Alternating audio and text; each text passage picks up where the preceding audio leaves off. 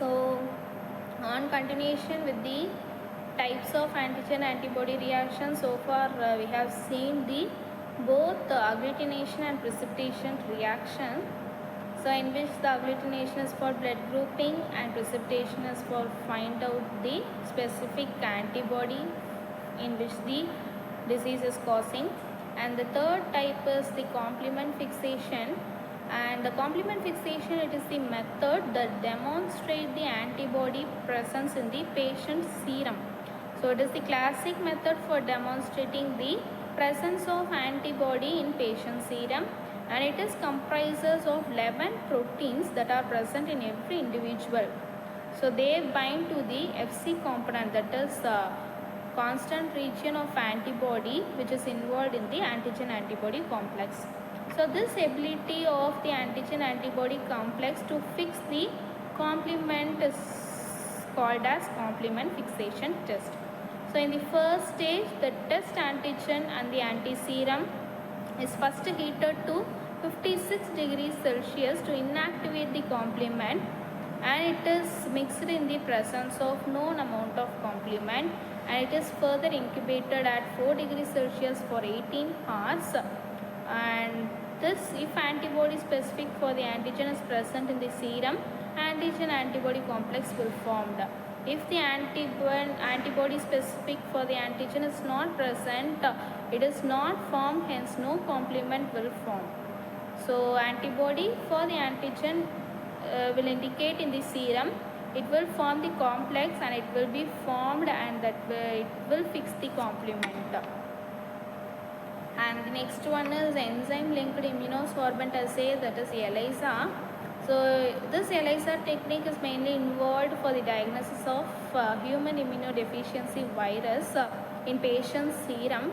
So it is the biochemical procedure in which the signal produced by the enzymatic reaction is used to detect and quantify the amount of specific substance in the solution, and it is very sensitive and it requires only microliter quantities of test antigens, and it is usually performed in 96 well plate. So the plate, which is also called as ELISA plate, and it consists of 96 wells in which the antigen antibody hormone drugs are also detected in that plate, and it is given the result in the form of ELISA reader in which the antigen antibodies get interacted or not. So this 96 well plate is made up of cellulose, polystyrene, polyvinyl or polycarbonate, which may be round or bottom or flat bottom tube, and each capacity of the well is 400 ml. Only microliter is required to identify the antigen antibody interactions. So there are many types of ELISA. First one is direct ELISA, and it comes under the non-competitive ELISA. So there are two types, competitive ELISA and non-competitive ELISA.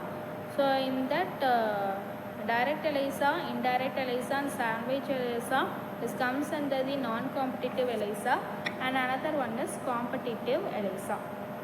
So coming to the application of antigen antibody reactions, so mainly it is involved in the determination of blood groups and it for blood transfusion. So if suppose any transplantation or blood transfusion will occur, mainly this blood grouping will find out for the recipient and donor for matching of the blood group, and the serological ascertainment of exposure to infectious agents, and the development of several immunoassays for the quantification of various substances, and to detect the presence or absence of protein in serum. So in blood, to detect the presence or absence of protein, and to determine the characteristic of certain immunodeficiency diseases like HIV, HBV, human immunodeficiency virus, and for hepatitis virus, we may use to take the